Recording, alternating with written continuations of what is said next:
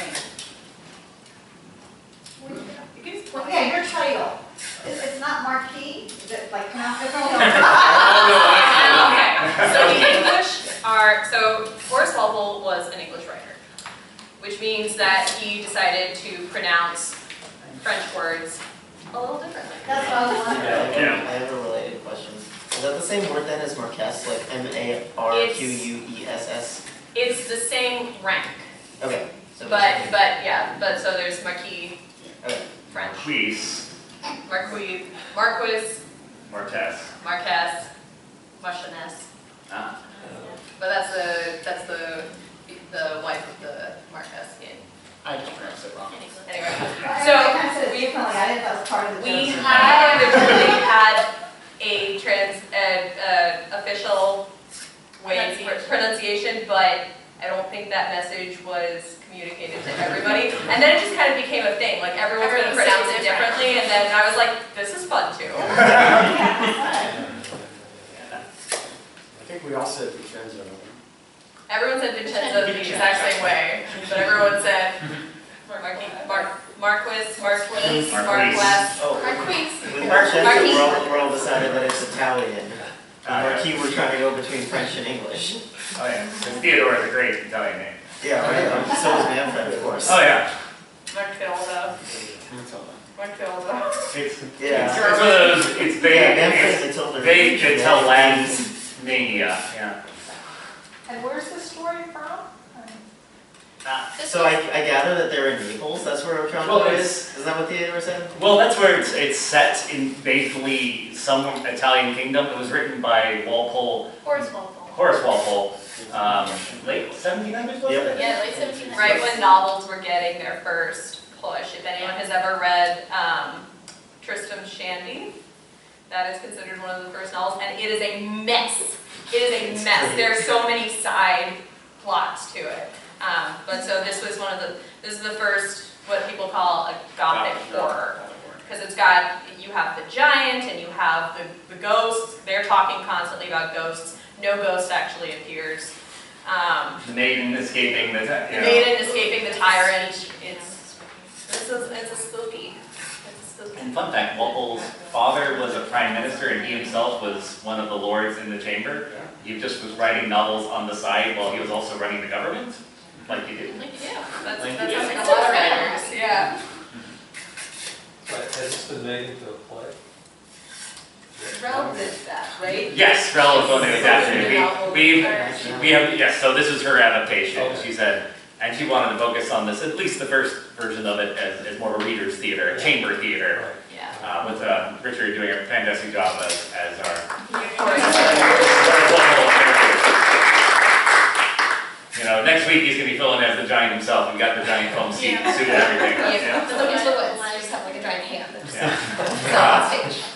What about the Monty Python-esque foot? Just the foot. Yeah. Just a helmet, you know, What? you can pick. Just a helmet. Just a And helmet. just stays there on stage if it has to work around it.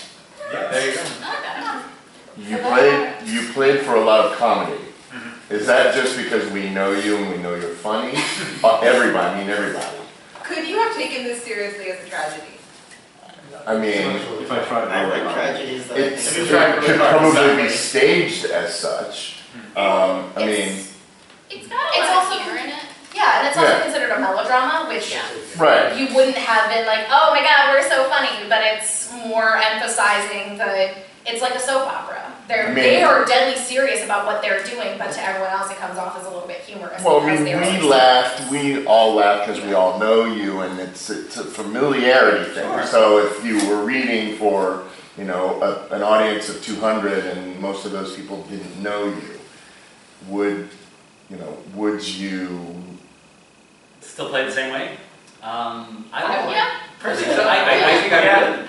I mean, it's ultimately the director's discretion, but I personally feel that when it gets right down to it, it's downright terrible thing he's doing. He practically raised this, you know, this woman, this young lady as his daughter, and then said, oh, by the way, I'm going to marry you myself. Right. It becomes so squidgy It's over the that top. people are going to laugh either way. Right. Because it's how uncomfortable the scenario is, that you might as well just enjoy it and embrace it. And the funny thing is that it's melodrama, it's so over the top, it's so many cliche. This was the trope center. This is the first one that set up all these tropes. Right. And and it becomes so familiar because so many people have copied that. So it's Sure. funny that it's parody, but it was the original. It's like watching Twilight Zone and seeing, oh, we know all of these plot lines are going to go because everyone has copied that. Right. Yeah. So the helmet fell on the sun at the Yes. beginning, is that? Yeah. It fell and crushed Yeah. us. That's the idea? It's, yeah, the Right. prophecy as a giant is going to, basically they don't explain much about that. Some say it's like, oh, there's a giant statue of Alfonso and the helmet just miraculously got lifted off and fell on him. But it also is like 10 times larger than the statue could be, and so it just, yeah. Crushed by a giant helmet, like you do. And the giant was still up there at the end and not resolved. Yeah, he came back with helmets. Yeah. Yeah. Still Forgot my hat. Still up in the chamber. God moves in mysterious ways. You know, it's true. Theme conventions that have not carried on a tradition over the years, like being crushed by giant helmets. But some of the other tropes have gained some life. But I'm thinking of, oh my god, the British one where there's the cops and the swan that escapes. Oh, Yes. yes. Yeah, a building falls on a guy as a sort of Yeah. divine justice moment. That didn't. Well, I mean, it was also murder, but Yeah. it was on purpose. Oh. But, you know, it was premeditated murder, but I mean, yeah. Also, building, but that's more, yeah. Yeah. I mean, the death is supposed to be weird enough that even you were like, did Isabella set this up? Because she didn't want to marry my son? How could this just happen? Yeah, and one of the plot lines Or that, it was Theodore. One of the- It was magic. One of the plot I'm not lines- blaming anybody, but he did it on purpose. yeah, one of the plot lines that Rel cut from the beginning is that Theodore doesn't first appear in the chamber at underneath there. The first place he shows up is he's randomly in the courtyard when this giant helmet shows up. And he's like, no, obviously this was like not just an accident, something weird happened. He's like, you did it, you're a sorcerer. And then he gets locked up where he happens to meet Isabella. Just randomly, I just pick him out of the crowd and go, you too, sassy boy. Yep. Sorcerer. Obviously. Yeah. Don't cut that for some reason, I can't imagine why. I doesn't want. And thank you again for coming.